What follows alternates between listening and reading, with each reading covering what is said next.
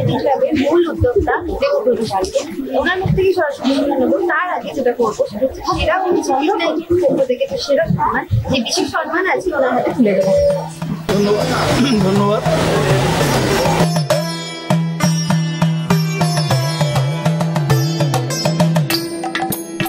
খুব ভালো লাগছে।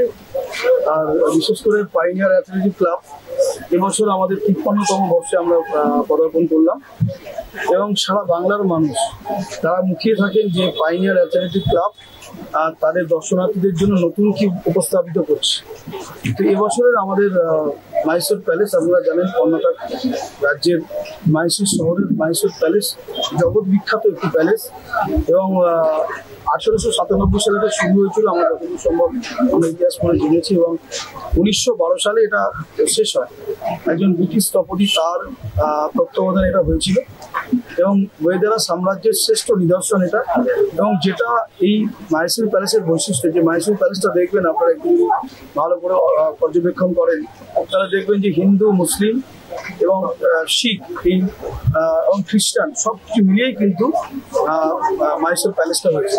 এবং আমাদের এই রাজ্যে দেখবেন যে সম্প্রীতির বাতাবরণ, আমরা সুন্দরভাবে সব শ্রেণীর সব ধর্মের মানুষ আমরা যেভাবে একসঙ্গে সহাবস্থান করি, মাইসোর প্যালেসকে দেখলে কিন্তু তার একটা আপনারা সেই তার ছাপটা কিন্তু আপনারা পেয়ে যাবেন। তো মাইসোর প্যালেসকে আমরা ফুটিয়ে তোলার চেষ্টা করেছি এবং মাইসোর প্যালেসের যে রাত্রিবেলায় যে তার যে নান্দনিক একটা সৃজনশীলতা, তার লাইট অ্যান্ড সাউন্ড এখন গভর্নমেন্ট চালু করেছে ওখানকার রাজ্য সরকার। আমরা চেষ্টা করছি চন্দননগরের লাইটিং দিয়ে সেটাকে ফুটিয়ে তুলতে, যেভাবে ওখানে হয় মানুষ সেটা এখানে প্রত্যক্ষ করতে পারবেন। এবং আমাদের যেটা বাড়তি পাওনা সেটা হচ্ছে পাইনিয়ার অ্যাথলেটিক ক্লাবের আমাদের মণ্ডপের সামনে আপনারা দেখতে পাচ্ছেন যে একটা বড় জলাশয় রয়েছে। সেই জলাশয়টা কিন্তু এটা সৌন্দর্য আরো বৃদ্ধি করছে এবং প্রত্যেক বছর লক্ষ লক্ষ দর্শনার্থী আমাদের এখানে আসেন এবং তারা উপভোগ করছে। আপনি অলরেডি দেখছেন যে প্রচুর দর্শনার্থী আমাদের গতকাল থেকে উদ্ঘাটন হয়েছে।